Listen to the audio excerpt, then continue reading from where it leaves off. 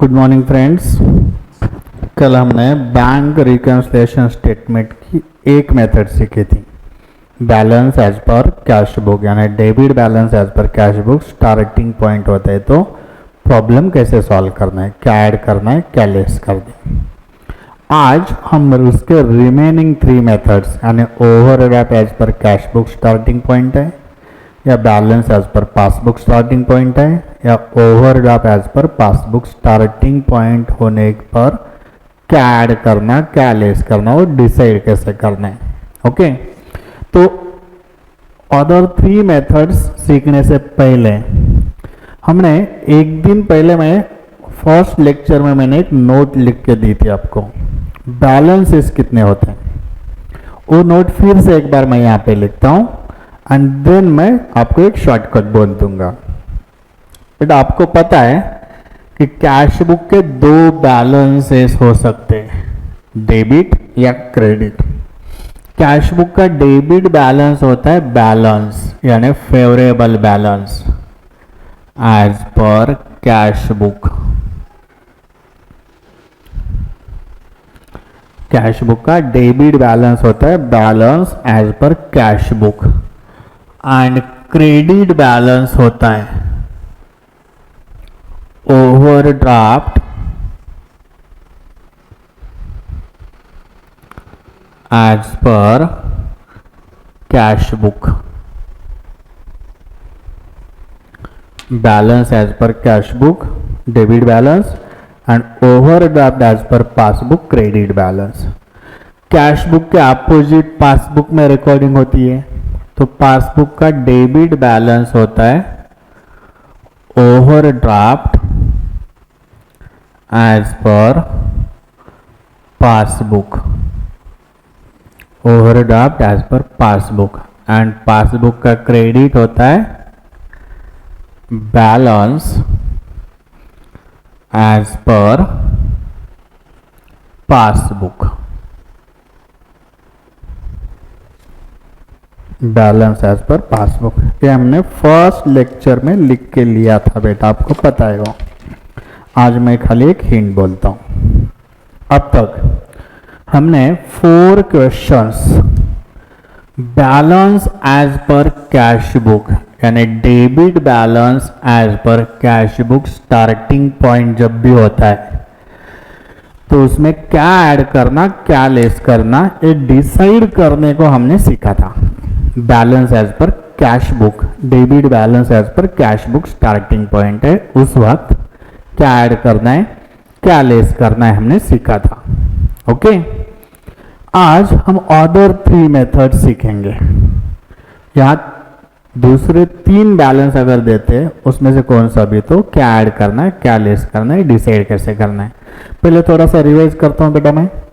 Balance as per cash book में add क्या करते हैं, क्या लेस करते हैं, डिसाइड कैसे करते हैं। समझो check issued but not presented for payment, cash book का बैलेंस है। चेक इश्यू करते समय हमने पेमेंट दिखाया होता है, एक्चुअल पेमेंट हुआ नहीं है तो कैश में add. Cheque deposited but not collected, cheque deposit करते समय हमने कैश में ऐड किया होता है, एक्चुअल पैसा आया नहीं तो कैश में से लेस। अनरिकॉर्डेड कलेक्शंस, कोई भी कलेक्शन रिकॉर्ड नहीं किया है तो आप करेंगे हम, कलेक्शन का मतलब पैसा आया, कैश में ऐड। अनरिकॉर्डेड पेमेंट्स, पैसा गया, कैश में से लेस। ओके, बैंक ने रॉन्ग क्रेडिट किया तो आप रॉन्ग डेबिट करोगे, डेबिट यानी रिसीट, कैश में ऐड। रॉन्ग डेबिट किया बैंक ने तो आप रॉन्ग क्रेडिट करोगे, पेमेंट, कैश में से लेस। ओके, अब समझो बेटा अदर बैलेंसेस एग्जाम में देते हैं। समझो बैलेंस एज पर पासबुक दिया, वो मेथड तो आपको पता नहीं है, लेकिन आपको एक मेथड अच्छे से आती है, balance as per cash book में क्या ऐड करना है, क्या लेस करना है। ओके, कौन सी भी मेथड आने दो, कौन सा भी बैलेंस क्वेश्चन में देंगे, आप खाली एक मेथड के बारे में सोचोगे। आपको थिंकिंग एक ही मेथड से करना है कि balance as per cash book में वो क्या करते हैं। ओके, और उस आंसर से ही हम अदर 3 बैलेंसेस का आंसर निकालेंगे। अदर बैलेंसेस के बारे में सोचना ही नहीं है आपको। अगर समझो बैलेंस एज पर पासबुक का भी क्वेश्चन आया, फिर भी आप balance as per cash book के बारे में ही सोचोगे, आंसर इसका ही निकालोगे, लेकिन एग्जाम में उसका लिखोगे। वो कैसे लिखना है, इसके एक सिंपल टेक्निक बोलता हूं मैं। आपको खाली इतना करना है, कौन सा भी प्रॉब्लम आने दो, उसका ट्रांजैक्शन पढ़ो, कैश बुक में ऐड करना है लेस करना है डिसाइड करो। बेटा कौन से भी बुक का डेबिट बैलेंस होता है, तो कैश बुक में हम जो करते उसके सेम करना है, यानी balance as per cash book and overdraft as per passbook, दोनों बैलेंसेस के समय कैश बुक में जो करना है वही, इधर ऐड यहां भी ऐड, इधर लेस इधर भी लेस। और कौन से भी बुक का क्रेडिट बैलेंस दिया है, ओके, तो आपको कैश बुक के अपोजिट करना है। बैलेंस होगा क्रेडिट वाला, आप सोचोगे थिंकिंग करोगे कैश बुक की, उधर ऐड आया तो यहां लेस बोलोगे, उधर लेस आया तो यहां ऐड, यानी आंसर निकालना है कैश बुक का और उस आंसर के ऊपर से यहां का आंसर डिसाइड करना है। यानी कौन सा भी बैलेंस अगर आपको एग्जाम में आएगा तो आप एक ही मेथड से सोचोगे, उस वजह से आपकी वो मेथड परफेक्ट हो जाएगी। एक ही मेथड से सोचना है हमें, उसका ही आंसर निकालना है, और खाली इतनी टेक्निक याद रखना है, उसके सेम करना है या रिवर्स करना है, अपोजिट करना है। ऐड को ऐड बोल के लिखना है या ऐड को लेस करना है, बस। अब आज के प्रॉब्लम में इसकी प्रैक्टिस करेंगे हम, ओके। तो नेक्स्ट प्रॉब्लम लेंगे बेटा, उसके पहले आपको फॉर्मेट ड्राफ्ट करना है, तो उसका फॉर्मेट ड्राफ्ट करो। Bank reconciliation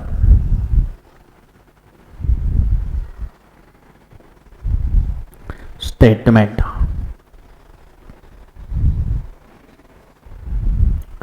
adds on bank reconciliation statement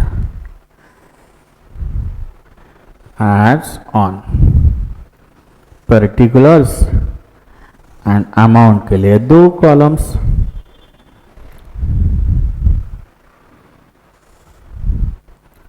bank reconciliation statement, okay.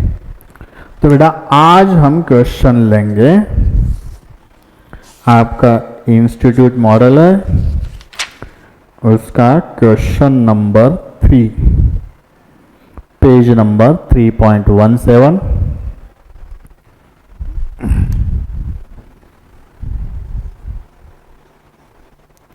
Page number 3.17, illustration number 3।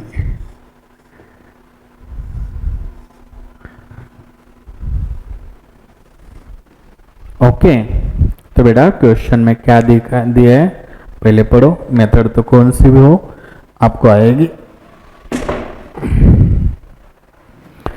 On 31 March 17, date दी है उसकी 31 मार्च 17,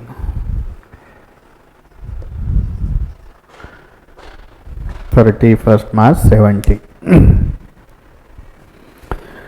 On 31st March 17, the bank passbook of Namrata showed a balance of 1,50,000 to her credit. बेटा bank passbook balance show कर रहा है 1,50,000 credit balance है, तो first line में हम लिखेंगे balance as per passbook,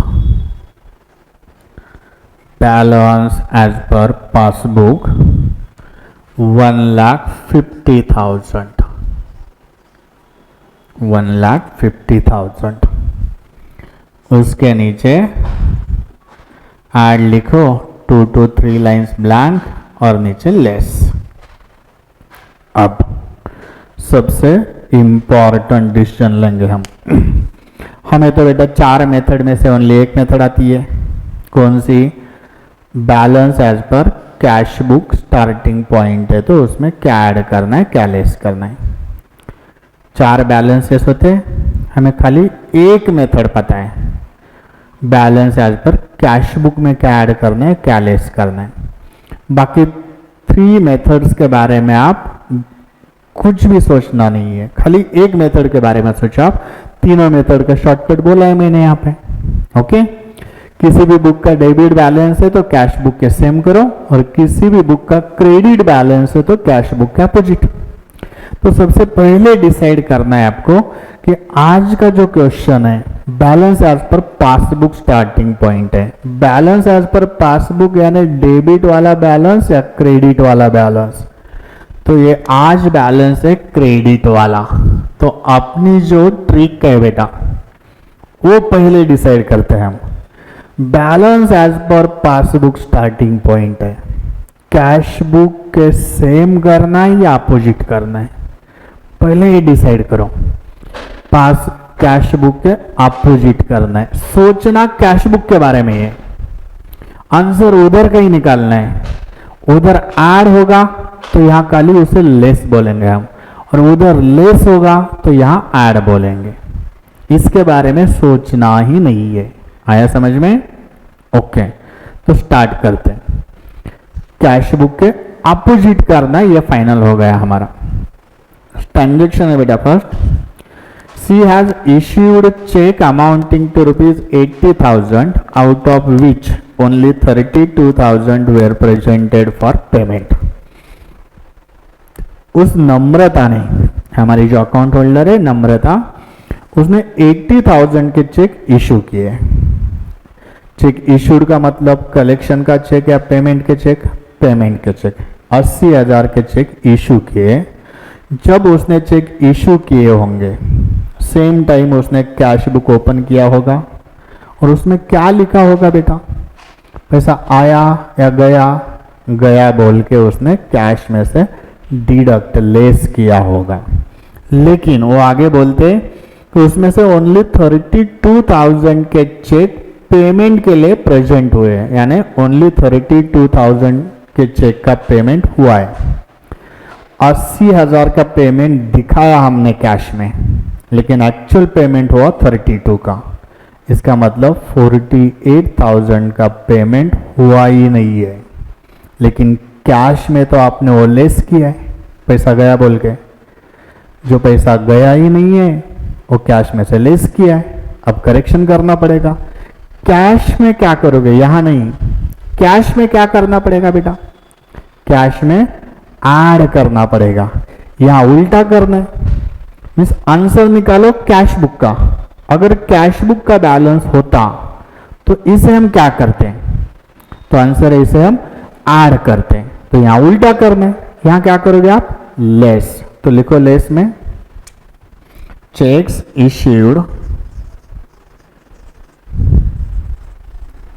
issued but not presented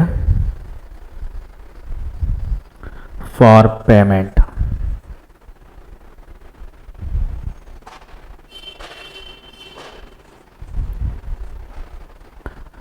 For not presented for payment 48,000। ये 48,000 कैसा है आपको समझ में आएगा बेटा? 80,000 के चेक इशू किए थे, उसमें से 32,000 के चेक का पेमेंट हुआ है। कितने का हुआ नहीं है? 48,000 का। तो 48,000 हम यहां लेस करेंगे। क्यों लेस करेंगे? क्योंकि कैश में हम ऐड करते इसे, यहां उल्टा करना है। आया समझ में सबको? चलो बेटा नेक्स्ट है। She received a check of ₹5,000 which she recorded in cash book but forgot to deposit in the bank। उसे चेक मिला है बेटा। एक मिनट एक्सप्लेन करते हैं, इकड़े कहता था। उसे चेक मिला है 5,000 का। चेक मिला यानी कलेक्शन का चेक है। जब चेक मिला होगा तब उसने कैश बुक ओपन किया होगा और उसमें पैसा आया बोल के ऐड किया होगा। चेक मिला है, पैसा आया, तो कैश में हम क्या करेंगे, ऐड। लेकिन वो चेक हमने बैंक में डिपॉजिट ही नहीं किया है, वो चेक हमने बैंक में डिपॉजिट किया ही नहीं है, यानी उस चेक का एक्चुअल कलेक्शन हुआ है क्या, तो आंसर है नो। जिस चेक का बैंक में कलेक्शन हुआ ही नहीं है वो आपने कैश में ऐड किया, गलती हो गई। अब क्या करोगे, तो अब क्या करना पड़ेगा, कैश में ऐड किया, कैश में अब हम लेस करेंगे। याद रखो बेटा, कैश में लेस करेंगे, यहां नहीं, यहां उल्टा करना है। अगर एक ट्रांजैक्शन कैश में लेस होता है तो यहां क्या करेंगे हम, ऐड। तो चलो ऐड में लिखो बेटा, लिखते समय इधर लो, add cheque received but not deposited, but not deposited, amount है उसकी 5000, 5000 रुपए, 5000। Okay, third transaction, a check of ₹22,000 deposited by her has not been cleared yet. उस नम्रता ने 22,000 के चेक डिपॉजिट किए बैंक में, लेकिन अभी तक वो चेक क्लियर नहीं हुए है, यानी बैंक में उसका पैसा अभी तक जमा नहीं हुआ है। जब हमने चेक बैंक में डिपॉजिट किए होंगे, थोड़ा सा सोचो बेटा, तब आपने रिकॉर्डिंग क्या की होगी, कैश बुक निकाला होगा और डिपॉजिट यानी कलेक्शन का चेक है, कैश में क्या किया होगा, ऐड। एक्चुअल बैंक में पैसे जमा हुए क्या, नहीं। जिस चेक का कलेक्शन बैंक में हुआ ही नहीं है वो आपने कैश में ऐड किया है। ओके, गलती हो गई। अब क्या करना पड़ेगा, कैश में, कैश में जिसका कलेक्शन हुआ ही नहीं वो ऐड किया है, तो कैश में हम लेस करते हैं। याद रखो, कैश में से लेस करते हैं हम। यहां तो हमारा हमने डिसाइड किया उल्टा करना है, अगर उधर लेस होता तो यहां क्या करते हैं हम, ऐड। तो ऐड में लिखो check deposited but not collected, yeah, but not cleared, 22,000 check deposited but not collected। Okay, ये हो गया हमारा third transaction. Transaction number 4, mister Gupta deposited an amount of 15,700 in her bank which has not been recorded by her in cash book yet। एक गुप्ता नाम का कोई person है, उसने नम्रता के अकाउंट में 15,700 डिपॉजिट किए हैं, लेकिन कैश बुक में लिखा नहीं है। अगर लिखा नहीं है तो अब लिखेंगे हम, और लिखते समय तो सिंपल सोचे, पैसा आया ऐड करेंगे, गया लेस कैश में। तो ये डिपॉजिट है, इसका मतलब पैसा आया या गया, तो पैसा आया। कैश में क्या करना पड़ेगा, ऐड। कैश में ऐड, यहां तो उल्टा करना है, यहां क्या करेंगे हम, लेस। लेस में लिखो बेटा, amount deposited but not recorded in cash book, amount deposited but not recorded in cash book, amount deposited but not recorded in cash book, amount है बेटा 15,700, 15,700। Okay, amount deposited but not recorded in cash book 15,700। समझ में आया सबको? हम सोच रहे cash book के बारे में और आंसर निकाल रहे पासबुक का।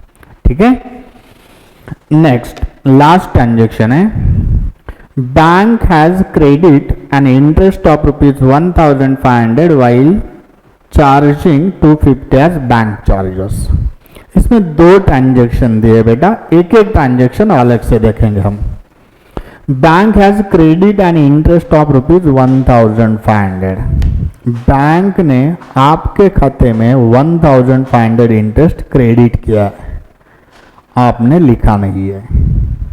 बैंक ने इंटरेस्ट क्रेडिट किया है, आपने लिखा नहीं है। साइड अगर वो देते तो बहुत सिंपल होता है। अगर बैंक क्रेडिट कर रही है तो आप क्या करोगे? आपकी और बैंक की रिकॉर्डिंग अलग होती है, अपोजिट होती है। बैंक क्रेडिट कर रही है तो आप क्या करोगे? डेबिट, कैश बुक की डेबिट साइड यानी रिसीट साइड। रिसीट का मतलब पैसा आया या गया? आया। कैश में क्या करेंगे हम? पैसा आ गया है तो कैश में हम ऐड करते हैं, कैश में ऐड करते। यहां तो कैश का बैलेंस है ही नहीं है, यहां उल्टा करना है।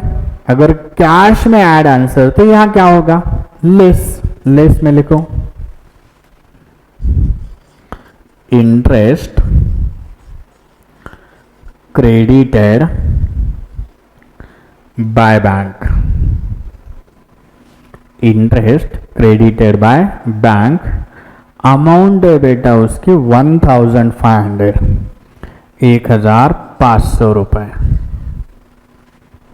एंड उसमें एक ट्रांजेक्शन है, बैंक ने बैंक चार्जेस बैंक लेती है या देती है आपको? बैंक चार्जेस लेती है। इसका मतलब आपके खाते में पैसे आ गए या गए? पैसा गया। कैश में क्या करते हैं? पैसा गया तो कैश में लेस। यहां तो उल्टा करना है, यहां क्या करेंगे हम? ऐड। तो ऐड में लिखो bank charges. Bank charges amounted 250, 250 हो गए ट्रांजेक्शन बेटा। अब ऐड की टोटल करो, 27,250। ऐड करने के बाद टोटल आएगी 177,250, 1,77,250। ओके। और लेस की टोटल 64,200, 65,200 ना, 65,200 लेस करो, कितना आंसर आएगा? 1,12,050 रुपीज। ऊपर का पासबुक का बैलेंस है तो इसे हम नाम देंगे बेटा। ऊपर अगर पासबुक होता है तो नीचे हम लिखेंगे cash book. Balance as per cash book, balance as per cash book, खत्म। ओके। देखो बेटा, balance as per passbook starting point था, फिर भी हमने कैश बुक के तरीके से हमने थिंकिंग की और आंसर तो पासबुक का निकाला। ओके। यानी मेथड कौन सी भी हो, हम सोचेंगे कैश बुक के बारे में, या तो उसके सेम या आंसर सॉल्व करेंगे या उसके रिवर्स। आया समझ में? गुड। चलो नेक्स्ट इलस्ट्रेशन लेते हैं बेटा। फटाफट फॉर्मेट ड्राफ्ट करो, नया इलस्ट्रेशन लेंगे। अब तो कौन सा भी क्वेश्चन आप सॉल्व कर सकते हो। ट्रांसलेशन स्टेटमेंट,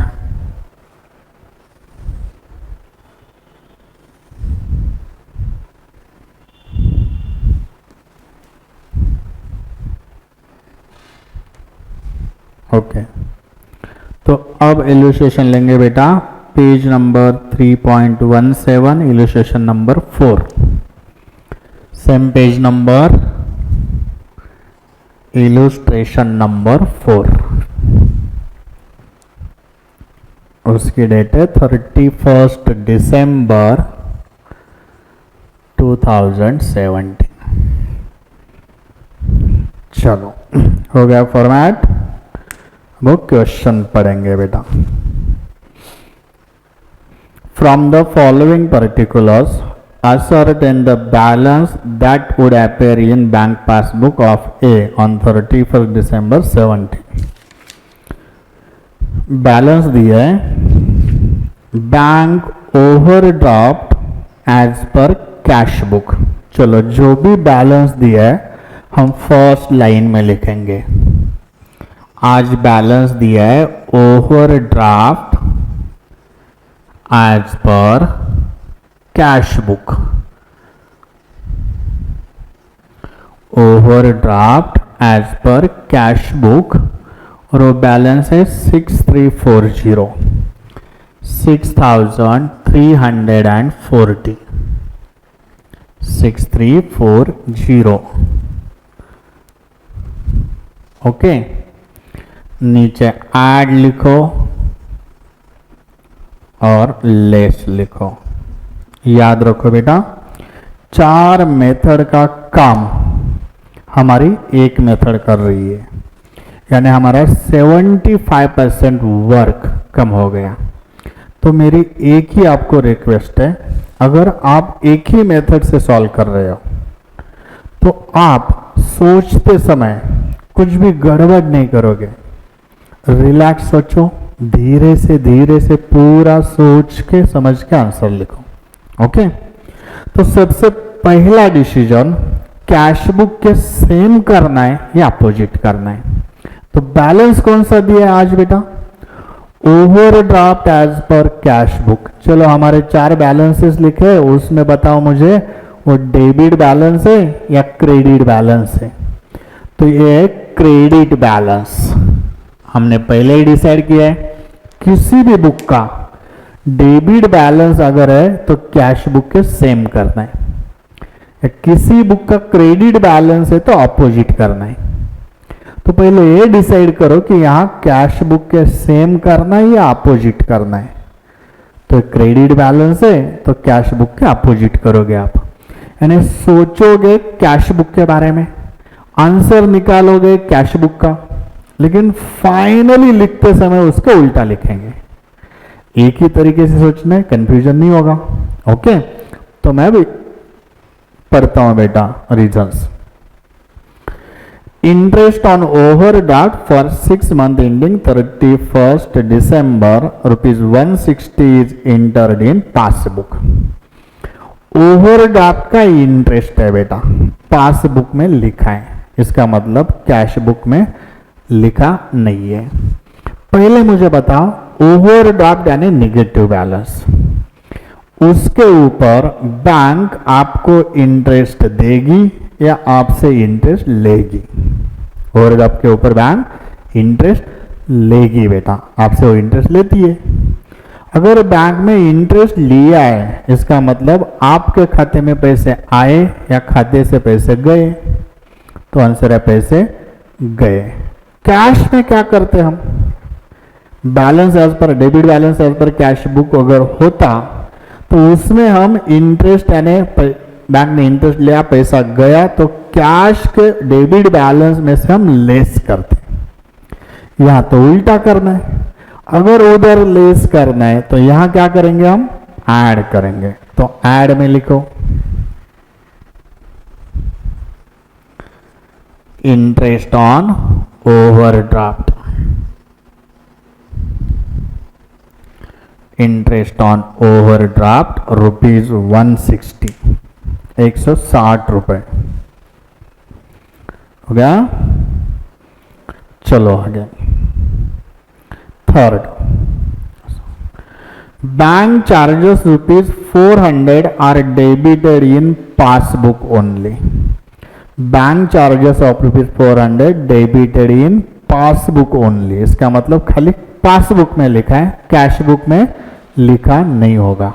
ओके, अब साइड भी दिए बेटा, चार्जेस बैंक लेती है, पैसा आया या गया?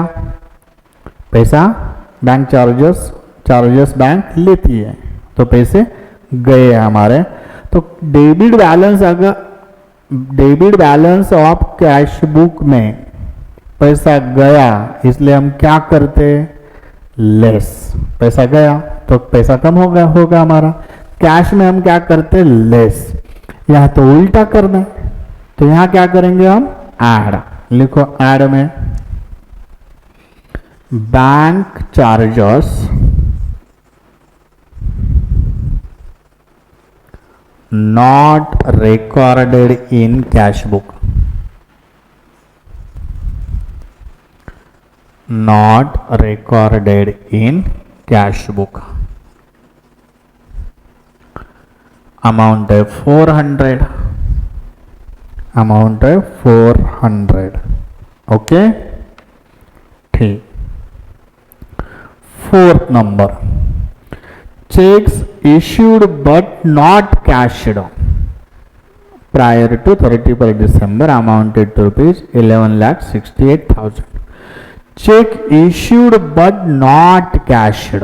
चेक इश्यूड का मतलब कलेक्शन का चेक या पेमेंट का, तो पेमेंट का चेक हमने चेक इश्यू किया है लेकिन उसका पेमेंट एक्चुअल हुआ नहीं है। ओके, जब हमने चेक इश्यू किया होगा तब आपने कैश बुक ओपन किया होगा और उसमें क्या लिखा होगा, पैसा आया या गया, पैसा गया, कैश में से आपने लेस किया होगा, एक्चुअल उसका पेमेंट हुआ ही नहीं है। जिस चेक का पेमेंट हुआ ही नहीं है वो आपने कैश में से लेस किया है। अब क्या करोगे, debit balance as per cash book में पैसे गए नहीं है, लेस किया है, तो कैश में हम ऐड करते हैं। यहां तो उल्टा करना है, अगर उधर ऐड तो यहां लेस। लेस में लिखो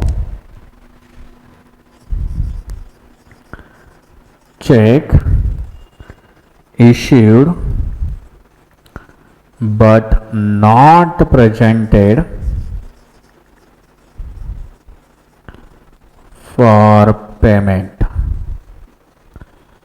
but not presented for payment। Amount है 11,68,000, 11,68,000। ओके, 5th नंबर का ट्रांजैक्शन है बेटा, cheques paid into bank but not cleared before 31st December 17 वे rupees 22,17,000। Cheque paid into bank, paid into bank यानी बैंक में हमने चेक दिए, उसे हम बोलते हैं चेक डिपॉजिटेड। तो हम सिंपल इसे बोलेंगे check deposited but not cleared. जब हमने चेक डिपॉजिट किए होंगे उस टाइम कैश बुक में क्या लिखा होगा, डिपॉजिट वाले चेक यानी कलेक्शन वाले चेक, तो हम बोलेंगे पैसा आया, तो कैश बुक ओपन किया होगा आपने और कैश में ऐड किया होगा। एक्चुअल बैंक में कलेक्शन हुआ नहीं है, तो कैश में क्या करोगे आप, debit balance as per cash book में हम ऐड किया, कलेक्शन हुआ नहीं है, तो कैश बुक में हम लेस करेंगे। यहां तो उल्टा करना है, तो यहां हम क्या करेंगे, ऐड करेंगे। ऐड में लिखो check deposited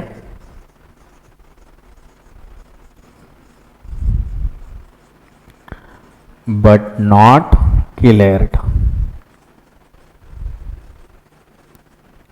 but not cleared 22,17,000, 22,17,000, 22,17,000। Okay, last transaction है बेटा 6 number, interest on investment, interest on investment collected by the bank and credited in passbook rupees 12 lakh।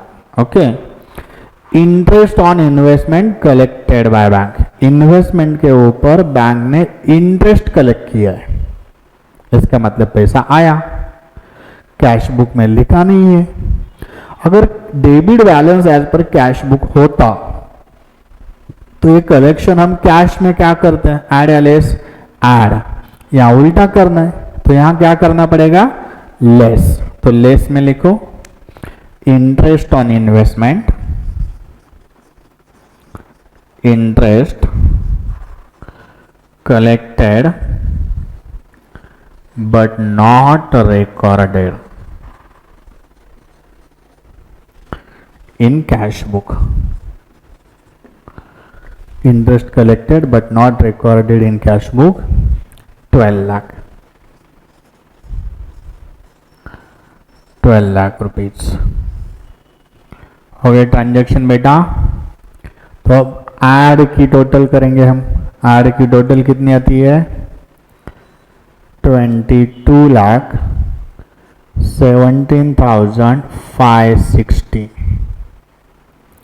22,17,560 add करो। ऊपर का बैलेंस था 6,340 प्लस 22,17,560 तो 22,23,900। 22,23,900 लेस की टोटल 23,68,000। 23,68,000। 23,68,000 अगर लेस करोगे तो आंसर आएगा 1,44,100। 1,44,100 पॉजिटिव या नेगेटिव? तो नेगेटिव आंसर आया बेटा। कल हमने देखा था अगर नेगेटिव आंसर आता है तो ऊपर जो भी बैलेंस होगा उसका नेगेटिव बैलेंस होता है।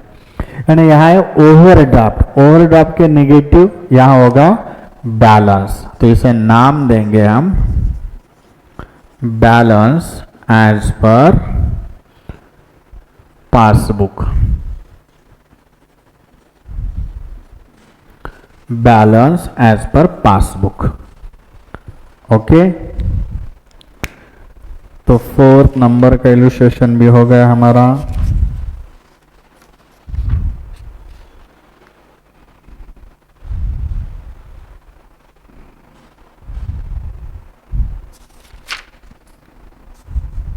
हो गया। तो चलो यार और एक एग्जांपल लेंगे हम स्टेटमेंट। थोड़ा सा और एग्जाम्पल लेने की कोशिश करेंगे हम। Bank reconciliation statement.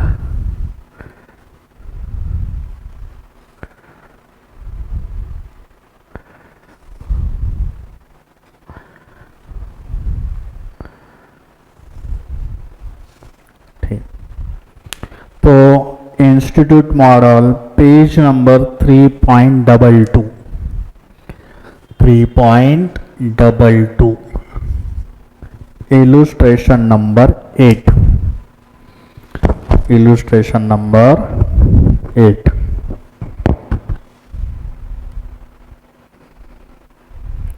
नहीं बेटा ऐसा करेंगे हम। रजिस्टर्ड कैश बुक तो नेक्स्ट लेक्चर में सिखाने वाला हूं मैं। पेज नंबर थोड़ा सा और क्वेश्चन लेने की कोशिश करेंगे हम।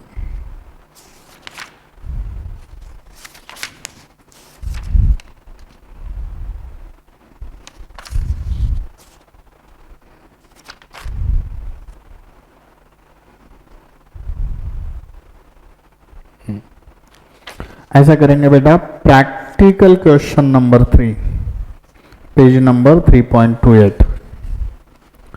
Page number 3.28।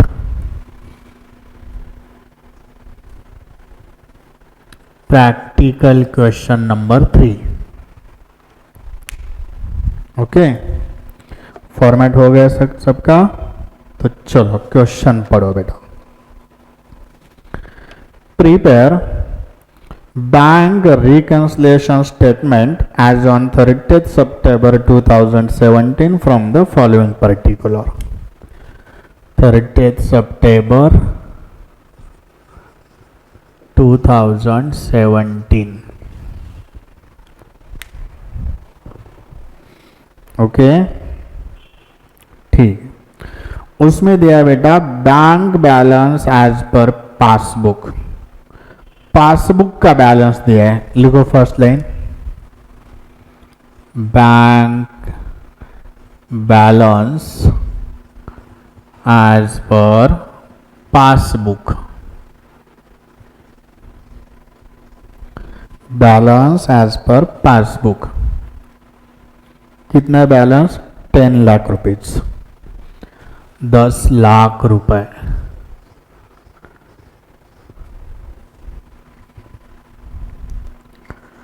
उसके नीचे ऐड लिखो 3 to 4 लाइंस ब्लैंक और नीचे लेस। तो सबसे पहले हम डिसाइड करेंगे बैलेंस कौन सा दिया आज। बैलेंस है balance as per passbook. Passbook का बैलेंस है तो बेटा नोट हमारी है, यानी डेबिट बैलेंस है या क्रेडिट बैलेंस है, तो क्रेडिट बैलेंस है। अगर किसी भी बुक का क्रेडिट बैलेंस होता है तो कैश बुक के रिवर्स करते हैं हम। तो यहाँ कैश बुक में जो भी करते हैं उसके उल्टा करना है। सोचना, फिर से बोलता हूं मैं, सोचना कैश बुक के बारे में है और आपको उसके उल्टा करना है। ठीक है, चलो बेटा। Cheque deposited into bank but no entry was passed in cash book. एक चेक है बैंक में डिपॉजिट किया हमने, डिपॉजिट किया इसका मतलब कलेक्शन का चेक होगा, यानी कलेक्शन का चेक है। चेक डिपॉजिट भी किया है लेकिन कैश बुक में लिखा ही नहीं है। देखो थोड़ा ट्रांजैक्शन अलग है। चेक डिपॉजिट किया है लेकिन कैश बुक में लिखा नहीं है, तो अब लिखेंगे। डिपॉजिट यानी कलेक्शन वाला चेक है या पेमेंट वाला चेक? तो कलेक्शन वाला चेक है। कलेक्शन का मतलब पैसा आया, कैश बुक में लिखा नहीं है, अब लिखेंगे हम। पैसा आया इसका मतलब कैश में ऐड या लेस। तो cash book debit balance as per cash book होता तो उसमें हम ऐड करते हैं, या तो उल्टा करना है। यहां क्या करेंगे अब हम? लेस। लेस में लिखो checks deposited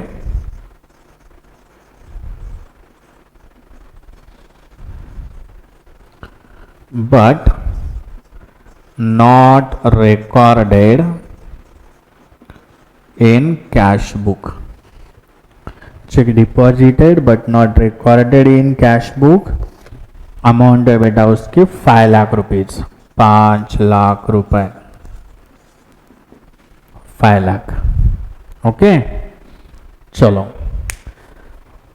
second, cheque received but not send to bank, या और अलग है। चेक रिसीव्ड, चेक मिला है लेकिन बैंक में हमने कलेक्शन के लिए भेजा नहीं है। इसका मतलब उस चेक का एक्चुअल कलेक्शन हुआ है क्या? हमें चेक मिला है, जब चेक मिला होगा तब आपने कैश बुक ओपन किया होगा और उसमें क्या लिखा होगा बेटा? चेक आया इसका मतलब पैसे आ गए, तो कैश में आपने क्या किया होगा?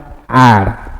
लेकिन वो चेक हमने बैंक में डाला ही नहीं है, तो पैसे आए क्या? एक्चुअल पैसे आए नहीं है। ओके, तो जिस चेक के पैसे एक्चुअल आए ही नहीं है वो कैश बुक में आपने ऐड किया है। अगर यहां कैश बुक का बैलेंस होता तो आप इसे क्या करते हैं? ऐड या लेस।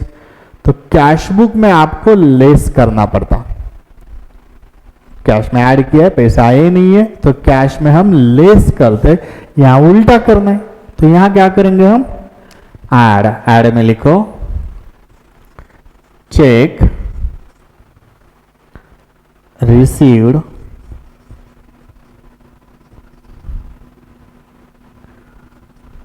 बट नॉट बैंक्ड, ने बैंक में भेजा ही नहीं है। Cheque received but not banked, amount है 11,20,000, 11,20,000। 11,20,000 रुपए। ओके, ठीक है। Next, credit side of bank column cast short ₹2,000। Error वाला क्वेश्चन है बेटा। मैंने पहले दिन आपको बोला था, जब भी आप बैंक रिकंसिलिएशन स्टेटमेंट बनाओगे तो आपको 3 चीजें करनी है। एक, कैश बुक में गलती हुई है तो करेक्शन करो। सेकंड, कैश बुक में लिखा नहीं है तो अब लिखो। एंड थर्ड, पासबुक में गलती की है तो अब भी गलती करो। ठीक है, यहां बोला है credit side of bank column cast short. Credit side, cash book की क्रेडिट साइड कम लिखी है आपने। ओके, क्रेडिट साइड में 2,000 कम लिखे है आपने, याद रखो। सिंपल सा एग्जांपल है बेटा, करेक्शन के लिए सिंपल नॉलेज लगता है। अगर किसी बच्चों को मैं बोलूं जो स्विच बोर्ड के पास बैठा है कि बेटा फैन की स्पीड कम हो गई है, तो वो क्या करेगा? मैं उसे बोल रहा हूं कि बेटा फैन की स्पीड कम हुई है तो बढ़ाएगा। अगर मैं उसको बोलूंगा कि बेटा फैन की स्पीड ज्यादा हो गई है तो कम करेगा। अब मैं सेम तरीके से आपको पूछूंगा कि बैंक कैश बुक की क्रेडिट साइड कम लिखी है, आप क्या करोगे? कम लिखा है तो आप बढ़ाओगे। क्या बढ़ाओगे? कैश बुक की क्रेडिट साइड बढ़ाओगे। क्रेडिट साइड यानी पेमेंट साइड, तो आप पेमेंट बढ़ा रहे हो। क्यों? क्योंकि कम लिखा है आपने पेमेंट, तो पेमेंट आप बढ़ा रहे हो। इसका मतलब पैसा आया या पैसा गया? तो पैसा गया। कैश में क्या करना पड़ेगा? पैसा गया है, कैश में हम लेस करते, यहां ऐड करना पड़ेगा। तो ऐड में लिखो credit side cast short 2,000। Credit side cast short 2,000 rupees. Okay, next, insurance premium paid directly by bank under the standing advice. Insurance premium bank ने डायरेक्टली पेड किया है। डायरेक्टली का मतलब ही होता है बेटा हमें पता नहीं है, अभी तक पता नहीं, इसका मतलब हमने वो लिखा नहीं होगा। अब लिखेंगे इंश्योरेंस प्रीमियम, हमारे इंश्योरेंस का इंस्टॉलमेंट पे कर रही है बैंक, इसका मतलब हमारे खाते में पैसे आए या पैसे गए? पैसे गए। कैश बुक अगर होता तो पैसे गए बोल के हम उसमें ऐड करते या लेस करते। यहां क्या करना पड़ेगा बेटा? यहां ऐड करना पड़ेगा। ओके, सॉरी, यहां बैंक चार्जेस पेड है ना, कैश बुक में लेस, इंश्योरेंस प्रीमियम पेड है, sorry, insurance premium paid, insurance premium paid, उसके अमाउंट है बेटा 60,000। 60,000। Okay, transaction number next, bank charges enter twice in cash book. थोड़ी सी और ट्रांजैक्शन है बेटा। बैंक चार्जेस इंटर यानी रिकॉर्डेड, ट्वाइस यानी 2 बार cash book. Bank charges cash book में 2 बार रिकॉर्ड हुए। किसी भी ट्रांजैक्शन की रिकॉर्डिंग 1 बार होनी चाहिए, वो करेक्ट है। यहां 2 बार लिखा है, इसका मतलब ये भी गलत हो गया। चार्जेस, इसका मतलब पैसा आया या गया? बैंक लेते हैं चार्जेस, पैसा गया। कैश बुक में लेस करना पड़ेगा। कितनी बार? 1 बार लेस करना पड़ेगा, लेकिन यहां 2 बार लेस हुआ है, तो अभी 1 का करेक्शन करेंगे हम। पैसे 1 बार गए, 2 बार लेस हो गए, तो अब हम क्या करेंगे? 1 बार का पेमेंट ऐड करेंगे, कैश बुक में ऐड। यहां तो उल्टा करना है, यहां क्या करना पड़ेगा? लेस। लिखो लेस में bank charges recorded twice in cash book. Bank charges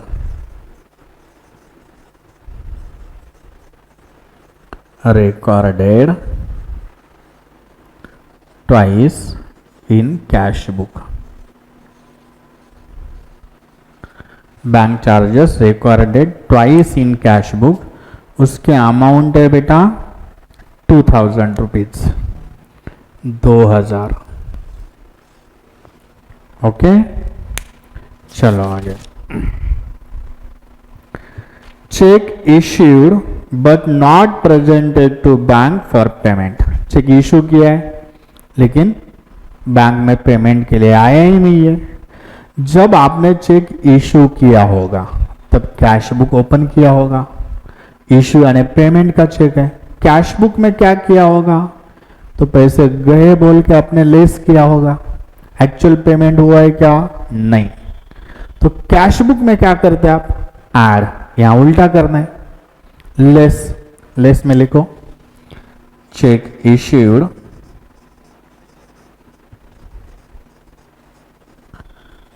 but not presented for payment. Check issued but not presented for payment. Amount है उसकी 5 लाख रुपीज.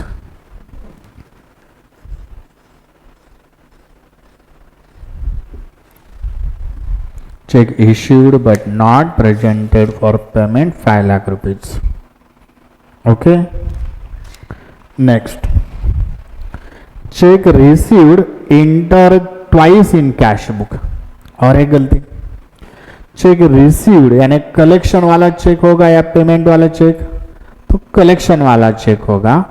एक कलेक्शन वाला चेक मिला है हमें सॉरी, कैश बुक में 2 बार लिखा है, यानी वो कलेक्शन कैश बुक में 2 बार लिखा होगा. कलेक्शन है यानी कैश बुक में ऐड किया होगा, 1 बार ऐड करना था लेकिन गलती से उन्होंने कितनी बार ऐड किया है, 2 बार. तो अब एक का करेक्शन करना पड़ेगा. आपने गलती से ऐड किया है तो कैश में क्या करोगे, लेस. यहां उल्टा करना है. अगर कैश बुक में लेस तो यहां ऐड. ऐड में लिखो बेटा check received inter twice in cash book. Check received entered twice in cash book 10,000 rupees. 10,000 rupees. And last transaction, bills discounted dishonored not recorded in cash book. बेटा हमने 12th में भी पढ़ा था, फाउंडेशन में भी बिल्स ऑफ एक्सचेंज है, वहां भी पढ़ेंगे. यहाँ खाली रेफरेंस आया, मैं बोलता हूँ. जब भी हम बैंक में बिल डिस्काउंटेड करते हैं तो बिल बैंक को देते और उसके पैसे हम लेते हैं. हाँ, ऐसा होता है कि ड्रावी ने ड्यू डेट को उसका पेमेंट बैंक को करना चाहिए. अगर ड्रावी ड्यू डेट को बैंक को पैसे नहीं देती तो बिल होता है डिसऑनर. अब बिल तो हमने बैंक को दिया था, हमने दिया था, पैसे भी लिए, उस बिल का पेमेंट बैंक को मिला ही नहीं है. उस वक्त बैंक क्या करती है, तो आपके अकाउंट में से वो पैसे निकाल के लेती है. अगर बिल डिस्काउंटेड डिसऑनर होता है तो आपके खाते में से पैसे जाते हैं. वो क्यों कैसे उस चैप्टर में डिटेल देखेंगे. यहाँ खाली इतना याद रखो, डिस्काउंटेड बिल अगर डिसऑनर होता है तो आपके खाते से पैसे जाते हैं, यानी पैसा गया है. कैश में क्या करेंगे हम, पैसा गया है कैश में लेस. यहाँ तो उल्टा करना है, तो यहाँ क्या करना पड़ेगा बेटा, ऐड. ऐड में लिखो discounted bill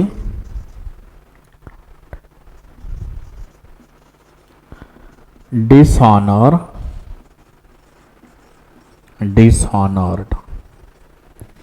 discounted bill dishonored. Amount है बेटा 5 लाख रुपीज, 5 लाख रुपए. ओके, प्रॉब्लम खत्म हो गया। अब टोटल करो, ऐड की टोटल कितनी आती है 16,92,000, 16,92,000 ने टोटल 26,92,000। लेस की टोटल आएगी बेटा 10,02,000 और बैलेंस आएगा 16,90,000, 16,20,000। उसे नाम क्या देंगे हम? ऊपर पासबुक है तो नीचे हम नाम देंगे cash book. Balance as per cash book, balance as per cash book. Okay, तो ये हो गए हमारा प्रैक्टिकल क्वेश्चन नंबर 3 बेटा। चलो फटाफट आज का होमवर्क लिख के लो बेटा। अब आप होमवर्क खुद कर सकते हैं। ओके, तो आपको इलुस्ट्रेशन नंबर 7 आज सॉल्व करना है। Sorry, illustration number 7 and 10, 7 and 10 दो क्वेश्चन आप सॉल्व करोगे बेटा। कल मैं आपको एडजस्टेड कैश बुक कैसे बनाते हैं उस टाइम आपको सोचना क्या है ये सिखाऊंगा। याद रखो, बैंक रिकन्सिलिएशन स्टेटमेंट बहुत ही कंफ्यूजिंग चैप्टर है ऐसा स्टूडेंट सोचते हैं, लेकिन मैं आपको खाली 4 लेक्चर्स, 4 लेक्चर्स यानी 3 घंटे में पूरा चैप्टर 100% समझाऊंगा और आपको 100% समझ में आएगा। ओके, मैंने 3 लेक्चर डाले और एक डालूंगा। कल एडजस्टेड कैश बुक सीखेंगे हम, हमारा चैप्टर खत्म हो जाएगा। ओके।